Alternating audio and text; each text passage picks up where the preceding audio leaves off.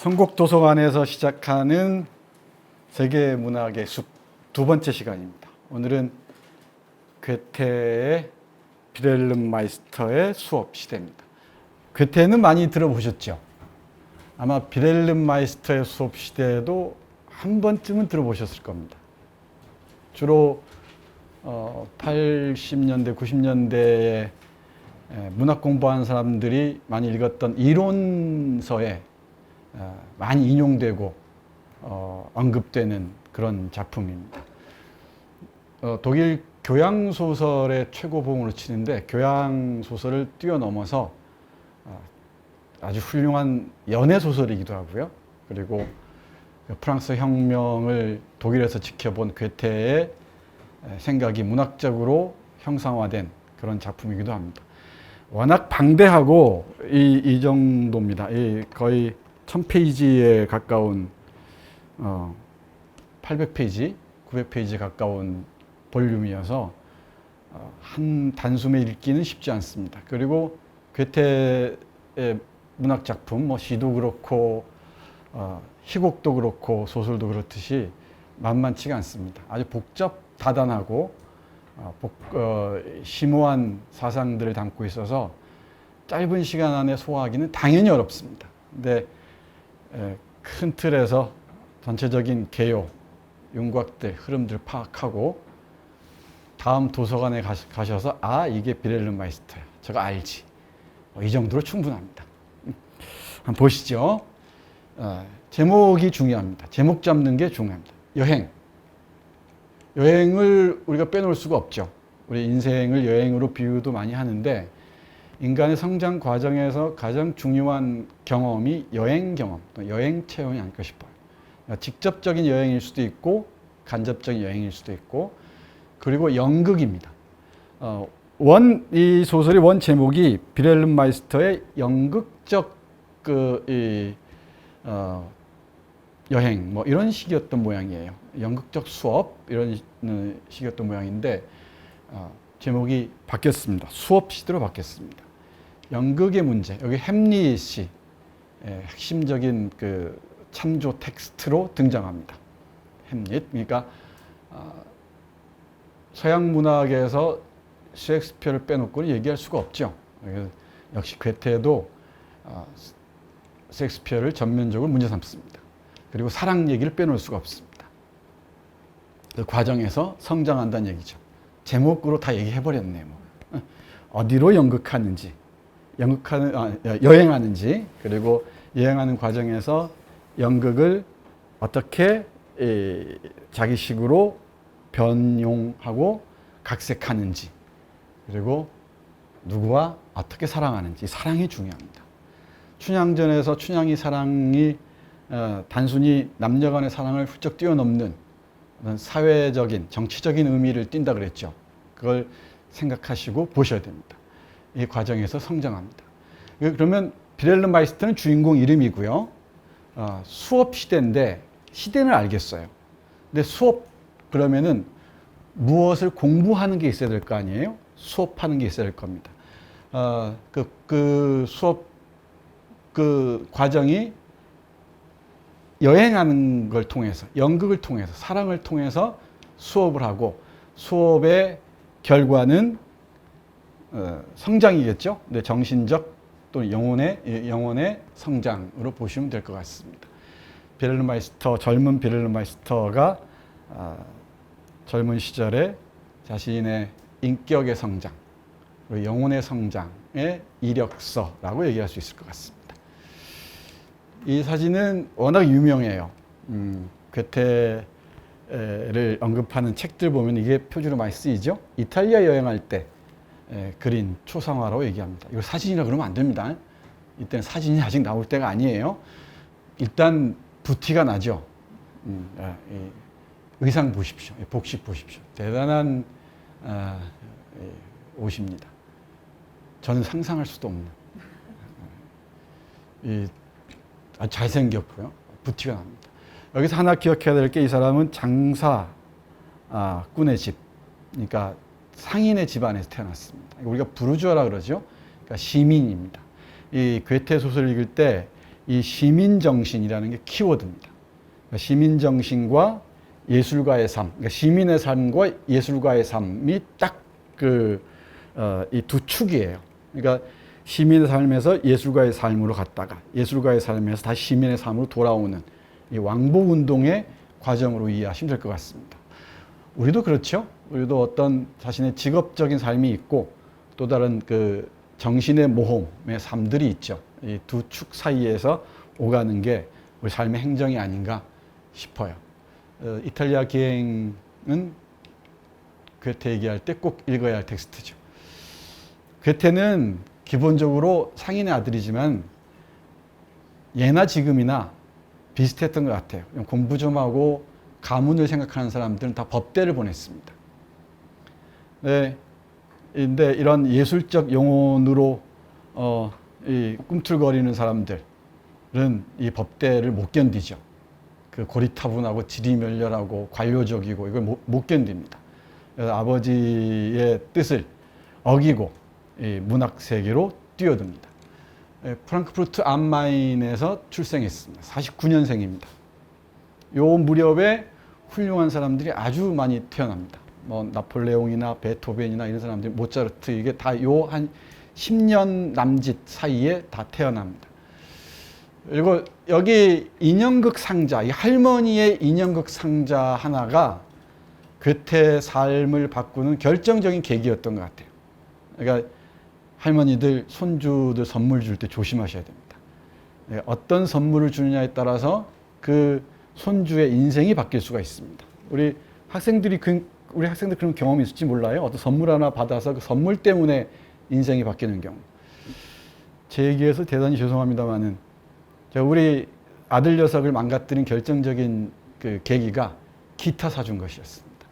그냥 그 조를 때 그냥 모른 척 했어야 되는데 그 조르는 걸 못 견뎌가지고 낙원상가에 가서 기타 하나 사준 게 이 인생을 이렇게 어렵게 만들어 버렸습니다. 그냥 죽으라고 공부만 시키는 건데 제 인생의 패착 중에 하나가 아니었나 싶습니다. 이 할머니로부터 인형극 산자를 받는데 이 인형극이라는 게 그 인형놀이 하는 거 있죠? 애들이 인형놀이. 그림자극을 생각하시면 쉽겠네. 우리 유하의 인생 살아간다는 거 보면은 우리의 이 주인공이 인형극 가지고 먹고 살잖아요. 영화에서는 그런데 소설에서는 그렇게 인형극의 비중이 높진 않습니다만은 소설하고 영화는 다릅니다. 근데 영화에서는 인형극이 거의 핵심적인 서사적 장치죠. 근데 소설에서는 그렇지 않습니다. 근데 그런 인형극 상자를 할머니로부터 선물을 받고 난 다음부터 인형을 통한 상상의 세계에 빨려들어요. 그러니까 예술 세계에 입문하는 출입문이었던 셈입니다. 그러니까 손주들 뭐 300만 원짜리, 400만 원짜리 이 유모차를 사주느냐, 아니면은 이 500만 원짜리 BMW, 벤베 모형 자동차를 사주느냐, 이거보다 선곡 그 세계문학의 숲에서 선정한 100권을 사주면은 그 손주의 인생이 완전히 바뀔 거예요. 이게 차근차근히 한쪽 보시고 고민해 보시기 바랍니다. 이게 결정적입니다. 이 연극에 관한 관심의 출발점이었습니다. 법학을 공부했다 그랬죠? 나중에 뒤에서 소개해 드릴 텐데 괴테라는 영화가 있습니다. 그 영화가 이 법학을 공부하고 법률 보조 서기 역할을 하는 괴테의 힘겨운 삶을 그리고 있습니다. 고등법원에서 견습생활 하다가 이건 정말 아니다. 이건 내가 할 짓이 아니다. 라고 생각하고 손을 뗍니다. 그 다음에 우리 대작, 괴테의 대작 파우스트를 집필하기 시작한 게 이때예요. 그리고 완성한 게 31년입니다. 그러니까 평생의 역작이었죠. 평생의 역작이었습니다. 요 74년에 시작해서 31년까지 괴테라는 이 전설을 이 드라마로 집필하는데 모든 그 힘을 쏟아붓습니다. 그리고 74년에 그 유명한 젊은 베르터의 고뇌라는 편지 형식의 소설을 발표합니다. 이게 세계를 발칵 뒤집어 놨죠. 이 청춘들을 다 집에서 뛰쳐나오게 만들어서 다 연애의 세계로 몰아넣은 아주 그 파격적인 작품이었습니다. 이 베르터의 고뇌, 우리는 젊은 베르테르의 슬픔으로 잘 알고 있죠. 사랑의 얘기이기도 하지만은 시민 계급과 귀족 계급의 갈등을 그린 작품이기도 합니다. 그러니까 샤를로테를 향한 사랑이 성취되지 않아서 총으로 자살한 것으로 많이 알려져 있는데, 그 이면에는 귀족 계층들에게 모욕당하는, 굴욕당하는 시민 계급의 그 고통이 배면에 깔려 있습니다. 그것과 함께 보셔야 됩니다. 그 무도회에 초청받았다가 그 귀족 부인들이 수군대요. 제 시민 계급이 여기 어떻게 왔지? 이러면서 이 귀족 계급에 대한 괴테의 이 저항 의식이랄까요? 이게 여러 소설들에서, 여러 글들에서 그대로 드러납니다. 이게 바로 감정에 충실해야 된다. 그리고 이 감정에 충실한 젊음들이 규격화된 삶을 뛰쳐나와서 새로운 자유를 향유할 수 있어야 된다. 그리고 우리에게 갇혀있는 자연으로 나아가야 된다. 이 자연에 대한 깊은 관심을 보여주기도 했죠. 잘 아시겠지만은 괴테는 자연과학자이기도 했어요. 색채 이론가이기도 했고, 그죠? 그러니까 그야말로 유니버설 맨이었습니다. 이 전천후 인간이었죠. 또 뛰어난 정치가이기도 했죠. 바이마르 공국에서 중요한 그 공직을 맡기도 했습니다. 이 베르터의 고뇌를 발표하면서 18세기 유럽 세계를 뒤집어 놨고, 이게 이제 러시아를 거치고 일본을 거치고 하면서 동아시아 젊은이들까지 베르테르의 열풍 속으로 몰아넣습니다. 그래서 많은 세계 청년들이 베르테르를 앓기 시작합니다. 그 유명한 노란 셔츠, 우리 연로하신 분들은 아시겠지만 60년대를 풍미한 가수 중에 김상희라는 사람이 있습니다. 한명숙, 김상희가 아니고 죄송합니다. 한명숙이 부르는 노란 셔츠 입은 사나이, 그 노래가 있죠. 그 노란 셔츠의 열풍이 이때 한국까지도 몰아치고 있었습니다. 식민 시대는 물론이고요. 개성의 해방, 감정의 해방을 통한 자유의 향유, 이게 낭만주의 시대의 절정이죠.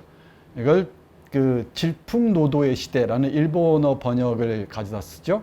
스트룸 운트 드랑이라고 얘기합니다. 그러니까 폭풍우와 같고 이 뭡니까? 거센 바람과도 같은 그런 청춘을 구가하는 그런 편지 형식의 소설이 발표됩니다. 이때 프랑스에서는 계몽기예요. 계몽식입니다. 여기 잘 연표를 보세요. 프랑스 혁명이 1789년이죠. 그러니까 프랑스 혁명 15년 전이에요. 15년 전에 괴테가 이 작품을 발표하면서 이 대륙뿐만 아니라 영국까지도 뒤흔들죠. 이 독일은 상대적으로 프랑스에 비해서 또 영국에 비해서 좀 뒤처진 나라였거든요. 근데 이 괴테가 등장하면서 많은 관심을 끌게 됩니다. 귀족 칭호를 드디어 받습니다. 근데 칭호를 받는 것하고 자신이 귀족으로 태어난 건 좀 다르죠. 다를 수밖에 없을 겁니다. 수업 시대를 집필하기 시작하고요. 이 수업 시대도 대략 이 1794년, 95년 이 무렵에 완성이 되니까 약 13, 14년의 시간이 걸립니다. 상당히 오랜 시간에 걸쳐서 집필을 합니다. 또 개작을 여러 번 하고요. 그리고 나폴레옹이 바이마르를 점령합니다. 이 시기 대단히 중요하죠. 베토벤이 나폴레옹에 헌정하는 이 교향곡, 이 심포니를 작곡하고, 그리고 헤겔이 정신현상학을 집필하면서 이 나폴레옹을 말을 탄 세계의 정신이라고 얘기했던 바로 이 시점입니다. 나폴레옹이 황제로 즉위하고 나서 이제 나폴레옹 전쟁으로 돌입하죠. 나폴레옹 정신을 전 유럽에 전파하는 계기가 됩니다. 이 전쟁이 결정적으로 몰락하기 시작한 것은 나폴레옹이 몰락하게 된 계기가 1812년 모스크바 침공이었죠. 그 배경이 전쟁과 평화입니다. 이게 1805년부터 1812년까지 이어지는 나폴레옹 전쟁 시기. 이 나폴레옹 영향을 받지 않을 수가 없습니다. 그래서 괴테는 나폴레옹의 혁명, 프랑스 혁명을 옆에서 잘 지켜봐요. 지켜보는데 혁명이 처음에는 정말 많은 사람들의 관심을 끌었거든요. 그리고 정말 새로운 세계 변혁의 기운이 파리를 중심으로 한 프랑스에 시작되고 있구나 생각했는데 그 다음에 프랑스 혁명의 전개를 보니까 좀 이상하게 돌아가거든. 뭐 공포정치니 뭐니 하죠. 그러다가 1799년에 나폴레옹이 쿠데타를 통해서 자기가 총통이 돼요. 우리가 삼통제라 그러죠. 총통이 되고 급기야는 1804년 말 무렵에 스스로 황제가 돼버려요. 그러니까 부르봉 왕조를 무너뜨리고 이제는 제국이라고 해서 왕에서 황제, 그러니까 킹에서 엠퍼러로 바뀌는 거지. 스스로 황제가 되어버립니다. 그러니까 로마 황제를 흉내내서 자기가 황제 노릇을 하기 시작하는 거예요. 그러니까 혁명에 대한 배신감이 또 귀족 계급뿐만 아니고 유럽의 귀족 계층들뿐만 아니고 많은 사람들에게 생각 있는 그 계몽주의자들에게까지 영향을 미쳤겠죠. 이런 소설은 참고할 만한데 프랑스의 19세기의 대표적인 작가인데 잘 알려져 있지 않습니다. 그러니까 발자크나 위고나 이런 사람들, 그러니까 또 좀 뒤긴 합니다만 플로베르나 에밀 졸라나 이런 사람들보다 알려져 있지가 않은데 아나톨 프랑스라는 작가가 있어요. 따라해 보세요. 누구라고요? 네, 아나톨 프랑스라는 작가가 있는데 골짜기의 백합, 뭐 타이스 이런 소설로 유명하고요. 근데 이 사람의 작품 중에 신들은 목마르다라는 프랑스 혁명을 배경으로 한 뛰어난 소설이 있습니다. 여기 한 젊은이가 혁명의 모든 것을 바친 친구였어요. 그런데 보니까 점점 이 혁명이 더 많은 피를 요구한단 말이야. 신들은 목마르다가 그겁니다. 신들은 혁명의 신은 점점 더 많은 피를 먹고 싶어 한다는 거지. 그러니까 혁명의 파괴성, 급진성의 깊은 환멸을 느끼는 겁니다. 근데 이 영향을 괴테도 받아요. 그래서 프랑스 혁명의 방향으로 가서는 안 되겠구나. 이 혁명의 이 부정적인 효과가 심대하구나. 이걸 아는 거지. 프랑스 혁명에 대한 반성으로 쓴 것이 또 비렐름마이스터의 수업시대이기도 해요. 이건 정말 중요하죠. 이 비렐름마이스터의 수업시대에서 그걸 읽어내는 게 핵심 중에 하나입니다. 제가 보기에는 핵심 중에 하나입니다. 그 다음에 1809년에 그 유명한 친화력, 이 사랑의 화학적 변용을 다룬 흥미진진한 소설입니다. 우리 발터 베냐민이 친화력에 관한 특별한 에세이를 쓰기도 하죠. 그리고 나폴레옹과 두 차례 회견까지 합니다. 상당히 위치에 있었다는 얘기죠. 나폴레옹과 직접 대면해서 인터뷰를 했다는 얘기니까. 그리고 여기 베토벤 음악에 곁들인 에그몬트라는 오페라 각본이죠. 이 각본을 쓰기도 합니다. 이건 다 번역이 되어 있습니다. 그리고 이게 중요한데 페르시아, 지금의 이란이죠. 페르시아의 시인들, 이 루미나, 이 하페즈나 또 누구죠? 그 유명한 시가 있는데 좀 이따 기억날 겁니다. 그 페르시아 시들을 읽고 요즘 말로 괴테가 감동을 먹어요. 그래서 이 시세계가 달라집니다. 이때 괴테가 세계 문학을 주장하기 시작해요. 그러니까 독일의 가치 문학, 유럽의 가치 문학이 아니고 세계 문학이라는 개념을 내세우기 시작합니다. 그래서 쓴 게 서동 시집이에요. 서동 시집 그러면은 괴테도 우리 서동 왕자를 알았나? 딱 그렇게 딱 떠오르죠. 이 서동은 웨스트 이스트입니다. 그러니까 서쪽과 동쪽. 이 유럽 쪽에서는 동서남북이 아니고 뭐 이렇게 쓰죠. 서쪽이 먼저죠. 이 서동 시집을 출간합니다. 이 시집에 훌륭한 시들이 많이 있습니다. 그리고 이 페르시아 시의 영향이 아주 진하게 드러난다는 것을 알 수가 있습니다. 그리고 우리의 자서전이라고 하는 시와 진실, 이건 책꽂이에 꽂아놔야 돼요. 폼나게. 볼륨도 있고 딱 그 두툼하고 또 몇 페이지 읽으면 일단 뭐랄까요, 깊이가 있어요. 시와 진실이라는 자서전이 있고 파우스트가 2부까지, 1부가 그 사랑 얘기고 2부가 이제 신하와 만나는 파우스트의 실험이죠. 실험이 진행되는 2부를 완성합니다. 2부가 어려워요. 1부는 쉽지 않은데 2부는 조금 난해합니다. 그리고 32년에 세상을 떠납니다. 그리고 이 괴테가 세상을 떠나자마자 또 톨스토이가 태어나서 세계문학을 이끌기 시작합니다. 이 그림이 얼추 그려졌죠? 괴테의 모습입니다. 제가 그 문학 강의할 때마다 훌륭한 시인들, 훌륭한 문학자들은 세 가지 요건을 필수적으로 갖춰야 한다고 늘 얘기하잖아요. 가난과 질병과 시련. 근데 우리 괴테는 시련도 자기가 싫어서 시련당하는 것 같아요. 시련을 주는 것 같아요. 물론 이제 시련 당하는 경우도 있지만은, 그러니까 가난을 잘 몰랐고, 그리고 질병으로부터도 상대적으로 자유로웠던 것 같습니다. 유복한 환경에서 글을 쓴 좀 예외적인 예술가가 아닌가 생각합니다. 이제 여기 들어가 보겠습니다. 베를린마이스터 수업 시대인데 표지 그림을 좀 잘 봐야 됩니다. 우리의 표지 그림은 별로 뭐 큰 의미가 없어 보여요. 제가 보기에는. 네, 여기는 이 베를린마이스터가 연극을 전체적으로 뭐랄까요? 프로듀스하는 그런 모습입니다. 자기가 햄릿을 햄릿 독해도 하고요. 뒤에 그림 보겠지만은 햄릿 연출하는 그 모습이죠.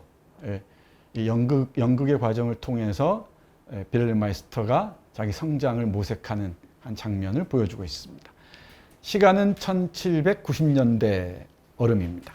물론 그 시간의 폭은 좀 더 넉넉하게 둘 수도 있을 것 같습니다. 완성된 게 1795년, 6년이니까 그 전으로 보면 될 것 같습니다.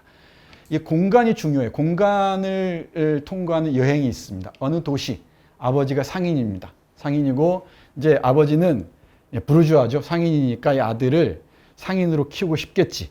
그래서 수금원 거래처에 수금도 해오라 그러고 여기저기 돌아다니게 합니다. 근데 우리 베를린마이스터의 생각은 다른 데가 있습니다. 연극을 어떻게든지 자기식으로 한번 해보고 싶은 거죠. 그래서 여기서 이 극단을 만납니다. 떠돌이 극단이죠. 극단을 만나서 백작의 성에 가서 공연하는데 이 귀족들의 취향이라는 게 얼마나 좀 수준이 낮은가를 스스로 깨닫습니다. 그리고 어느 마을에 이르러서 공연도 하고요.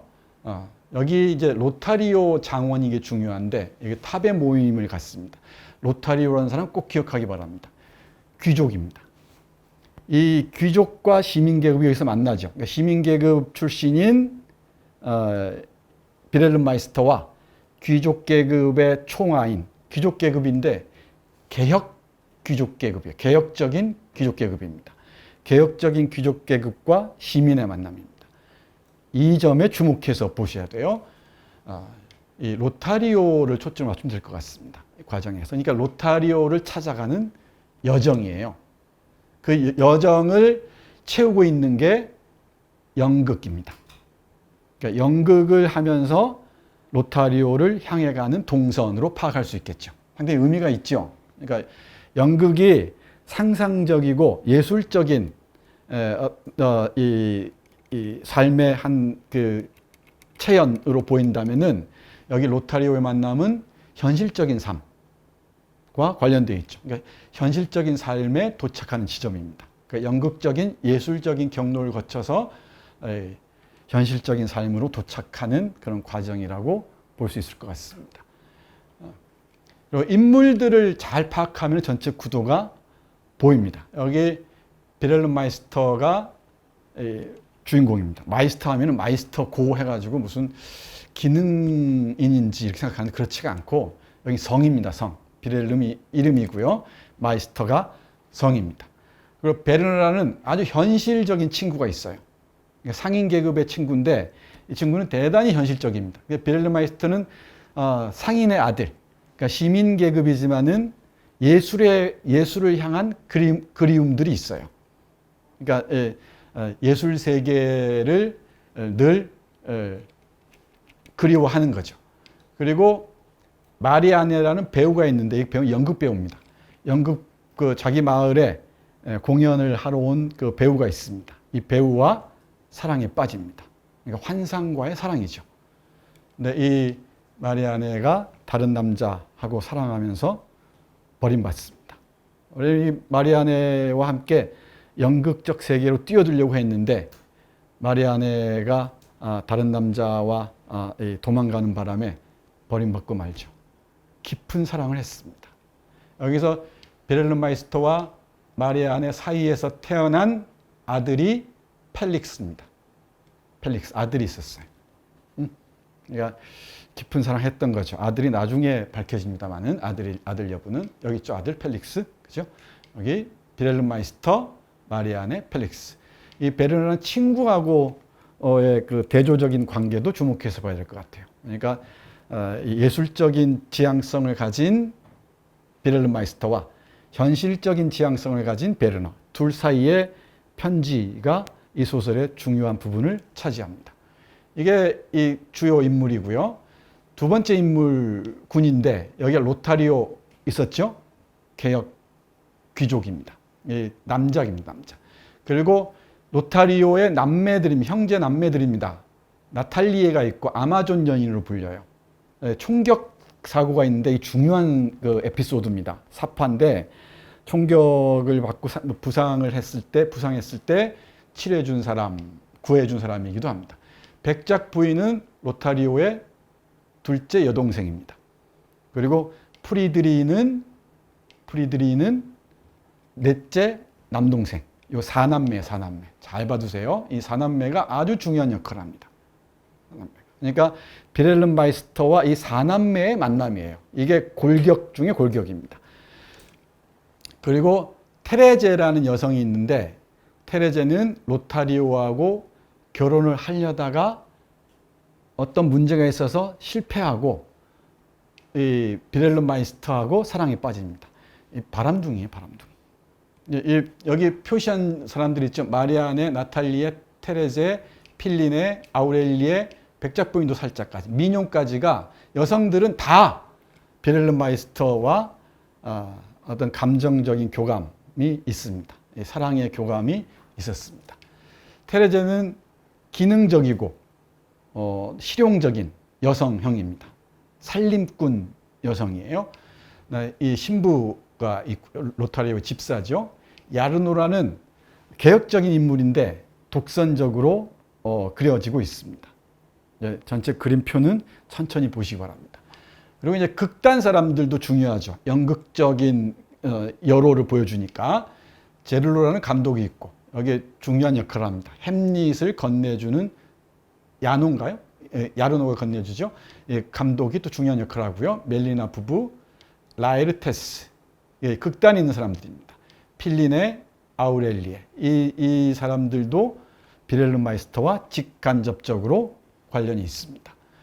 그리고 이 이탈리아의 후작인데 이 빌헬름 마이스터의 수업 시대가 많은 사람들에게 알려진 중요한 계기 중에 하나가 민용의 노래입니다. 여러분들이 언젠가 한 번은 보셨을 거예요. 특히 이발소에서.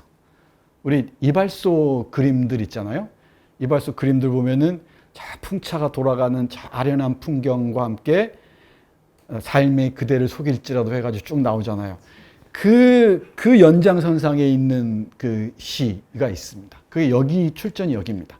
조금 이따가 상세하게 말씀드릴게요. 그게 민용의 노래인데 이 민용의 노래가 가곡으로 만들어지기도 하고 또는 토마라는 사람이 오페라로 만들어지기도 하면서 비렐름 마이스터의 아주 중요한 이 이야기를 분량을 차지하고 있습니다. 이 민용인데 요것만으로도 아주 흥미진진한 소설이 돼요.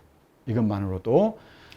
이탈리아 후작입니다. 여기도 보면 카프리아니 후작이 있고 후작의 동생인 아우구스틴이 있고, 여기 문제예요. 잘 보세요.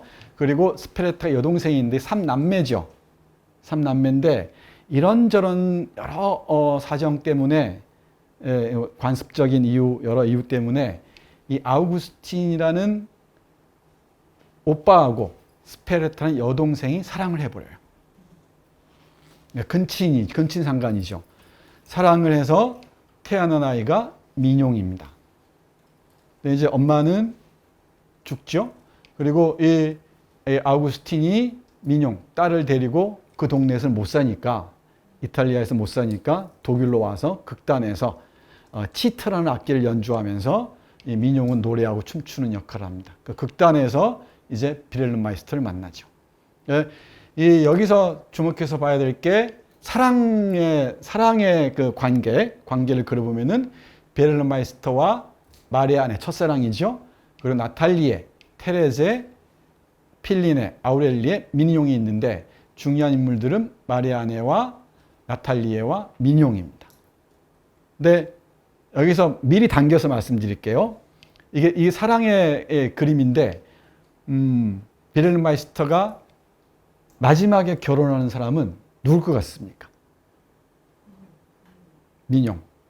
민용하고 결혼하면은 이게 재미가 없지. 민용은 아직 어린 소년데 12살에서 14살쯤으로 보이는 소년데 아주 깊이 비렐름 마이스터를 사랑하지만 어렵습니다. 바로 나탈리아입니다. 이 로타리오라는 개혁 귀족의 동생과 결혼해요. 이건 대단히 중요하죠. 제가 보기에는 비렐름 마이스터의 핵심 중에 하나입니다. 그러니까 시민 계급인 비렐름 마이스터가 귀족 계급인 로타리오 집안의 사위가 되는 셈이지. 그 시민 계급과 귀족 계급의 결혼이에요. 이를 통해서 독일의 프랑스 혁명과 다른 독일의 새로운 이 개혁 프로젝트를 가동하고 싶었던 거지. 저 뒷부분에 보면은 로타리오가 이 비렐름 마이스터에게 우리는 동맹자라고 얘기를 해요. 그러니까 혁명이라는 게 늘 파괴적이잖아요. 프랑스 혁명이 그랬죠. 이 파괴적인데 이 괴테는 늘 조화, 통일을 강조합니다. 그래서 젊은 베르터의 고뇌가 낭만주의를 대표하는 작품이라면 비렐름 마이스터의 수업시대는, 그러니까 이 젊은 베르터의 고뇌로부터 20년 후죠. 이제 작년이 됐죠. 45쯤 됐으니까 이때는 이제 고전주의, 괴테의 고전주의 시기입니다. 이들 조화와 통일이 강조가 돼요. 그 정치적인 그 프로그램에서 괴테가 염두에 뒀던 것은 시민계급과 뜻있는, 그러니까 개혁적인 귀족들과의 연대 또는 동맹을 통해서 독일을 바꿔가야 한다고 생각했던 것이지. 그게 이 비렐름 마이스터와 나탈리의 결혼으로 현실화하는 것이지. 이 장면은 정말 중요합니다. 그러니까 이게 이 소설은 사랑의 소설이에요. 일단은 처음부터 그렇습니다. 마리아네라는 여배우와의 사랑에서 쭉 사랑의 과정을 통해서 자기가 감정의 변화들을 다 알게 되고 인간을 알게 되고 그런 과정들을 보여주죠. 사랑만큼 고통스럽고 황홀한 학교가 없습니다. 이 인간의 성장에서 사랑만큼 힘겨우면서도 기쁜 그런 학교 커리큘럼이 없죠. 근데 이 사랑이라는 학교는 우리가 찾아갈 수 있는 게 아니고 급습한다는 게 문제지. 습격한다는 문제입니다. 그래서 우연 얘기가 많이 나와요. 이 비렐름 마이스터 수업 시대에 중요한 키워드 중에 하나가 우연입니다. 그러니까 운명이라고 얘기할 수도 있죠. 그러니까 이 우연적인 모멘텀들, 계기들을 우리가 이성적으로 어떻게 조율할 것인가. 이게 괴테적 과제 중에 하나입니다. 그러니까 괴테는 이성에 입각한 합리적인 사고를 했으면서도 늘 우연에 대해서도 문을 열어놨던 것이지. 모든 걸 합리적으로만 재단하고 다 모든 걸 판단하려고 했던 건 아닙니다. 이 점도 눈여겨봐야 될 것 같아요. 이건 사랑을 통해서 얻을 수 있는 거죠. 그러니까 일단은 사랑의 소설입니다. 두 번째는 이건 누가 뭐래도 그 시대적인 분위기, 독일의 18세기 말이죠. 18세기 말 독일의 어떤 사상적 분위기나 삶의 분위기를 반영한 시대 소설이기도 하죠. 그리고 이런 점에서 개혁과 관련해서 보자면은 프랑스 혁명을 염두에 뒀다는 점을 떠올리면은 이건 정치 소설이기도 합니다. 그러니까 다양한 관점에서 이 소설은 조명할 수가 있죠. 네. 또 사랑 중에서도 가장 뭐랄까요, 고통스러운 사랑이 민용과 비렐름마이스터의 사랑입니다. 여기 이 여러 사람들을 여인들을 통과해 가죠. 근데 보면은 이것도 저 뒤에 나오는 얘기입니다만은 테레제 같은 여성은 공리적이고 합리적인 그 여성이에요. 그러니까 뭐랄까, 살림을 잘하고 똑똑하긴 한데 어떤 마음이 없는 거죠. 어떤 신비한 마음이 없는 거예요. 여기에 비해서 민용은 지나치게 신비해요. 뭔가 비밀을, 탄생의 비밀부터 이 비밀을 간직하고 있습니다. 거기에 비해서 나탈리에는 합리적이기도 하면서도 신비한 모습을 갖추고 있습니다. 이것도 중용 또는 조화, 통일이라고 얘기할 수 있겠죠. 그래서 이게 아름다운 영혼이라고 명명을 합니다. 괴테에게서 늘 얘기를 하죠. 여성적인 것이 우리를 구원하리라. 여기서도 이 아름다운 영혼이 나탈리에입니다. 그러니까 이 여성들 사랑의 문제를 얘기할 때 정말 살림자라는 똘똘한 합리적인 여성이 있습니다. 부동산도 잘하고 돈도 잘 벌고 하면서 내가 먹여 살릴 테니까 당신 하고 싶은 일 다 해 하는 그런 여성이 있는가 하면은 또 어떤 그 미모의 어떤 매력적인 여성이 있을 수 있죠. 신비한 인물이 있을 수 있죠. 그 사이 얼음에서 정말 아름다운 영혼은 태어난다라고 생각했던 것 같아요. 이거 남성들의 로망인가? 여기도 남성들이 되게 드무네요. 이게 참 문제예요. 이런 좋은 작품들이 있는데 남성들은 눈 씻고 봐야 간신히 보인다는 것. 이게 우리 한국 남성들에게는 참 안타까운 일이 아닐 수가 없습니다. 아닌가요? 그렇죠? 얼추 인물 관계도 그려졌죠. 인물 관계들을 복잡하게 그릴 수 있는데 여러분들이 다시 한번 재구성해 보면서 보기 바랍니다. 네, 제가 한 문장을 정리하자면은 비렐름 마이스터의 수업 시대는 연극과 사랑을 통해 조화로운 인간으로 성장하는 어느 교양인의 초상입니다. 한 줄로 정리하는 게 조금 어려운데 딱 보이죠?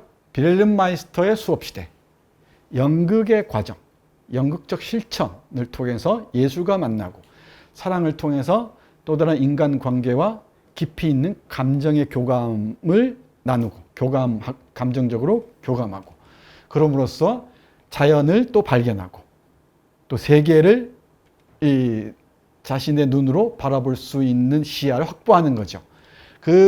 그럼으로써 조화로운 인간으로 성장하는 어떤 교양인, 인문적 교양인이죠. 자신의 내면에 깃든 다양한 무늬들을 발견해가는 그 과정들을 그리고 있는 작품이라고 정리할 수 있을 것 같습니다. 여기 이런 문장들이 있습니다. 한 교양인이 이루어지기까지 자연과 예술이 얼마나 끝없는 협업을 해야 하는지. 이 자연과 예술이 정말 중요해요. 자연과 예술 그리고 세계. 자연의 발견, 예술의 발견, 세계의 발견이죠. 이게 나의 발견으로 나아가는 거지. 이게 교양인으로서의 성장하는 과정에서 빼놓을 수 없는 요소들입니다. 어떻게 이 자연을 깊이 있게 이해하고 들여다볼 것인가. 그리고 예술에 대한 심미안이죠. 미를 감상할 수 있는 눈을 어떻게 확보할 것인가. 그럼으로써 세계를 어떻게 바라볼 것인가. 이게 교양인이 갖추어야 할 중요한 핵심적인 요소가 됩니다. 그리고 여기서 굳이 제가 길게 말씀드리지는 않겠습니다만은 군데군데 빌헬름 마이스터의 시인론이 길게 펼쳐집니다. 명문장들입니다. 시는 어떠해야 되고 시인은 어떠해야 되고 혼자 읽기 아까울 정도로 빛나는 문장들이 이어집니다. 그리고 소설과 희곡이란 무엇이어야 하는가, 또 예술이란 무엇인가, 이런 비평적인 글들이 이 소설 속에 그대로 녹아 있습니다. 이 소설은 전체 8권으로 이루어져 있습니다. 그러니까 우리 이런 한 권, 두 권이 아니고 한 챕터 같은 거죠. 크게 8개 권으로, 볼륨으로 이루어져 있는데 6번째 볼륨이 한 아름다운 영혼의 고백이라고 해서 로타리오 이 개혁 귀족이 있었죠. 이 사남매의 이모 얘기입니다. 그 이모 얘기를 통해서 이야기의 그 비밀들을 풀어가는 그 장이 있고, 나머지들은 1권, 2권, 3권, 4권, 5권, 그 다음에 아름다운 영혼의 고백, 그리고 뒤에 7권, 8권 이렇게 이어집니다. 이런 구성을 보여주고 있죠. 여기까지 오면은 이제 빌헬름 마이스터의 수업 시대가 어떤 작품인지 개략적으로 그려지죠. 이제 읽는 것은 여러분의 몫인데 늘 강조하지만 읽지 않아도 괜찮습니다. 이 책을 읽어야 한다는 그 사명감에서 벗어나셔야 됩니다. 안 읽어도 돼요. 전체적인 흐름만 보다가 어느 날 갑자기 책이 나를 부를 때가 있습니다. 나를 손짓할 때가 있어요. 그때 모르는 척 손 잡아주면 됩니다. 또 제가 늘 얘기하는 건데, 읽어야 되는데 시간이 없다. 뭐 하려고 시간이 없는지는 모르겠지만은, 그럴 때는 머리맡에 두면은 잠자는 사이에 꿈결에 찾아옵니다. 그러니까 너무 시력도 안 좋은데 읽으려고 애쓰지 마세요. 이런 책은 읽어야 한다라는 부담감을 떨쳐야 훨씬 즐겁게 책을 만날 수가 있습니다. 저 말 진짜야? 라고 의심하겠죠? 의심할 만합니다.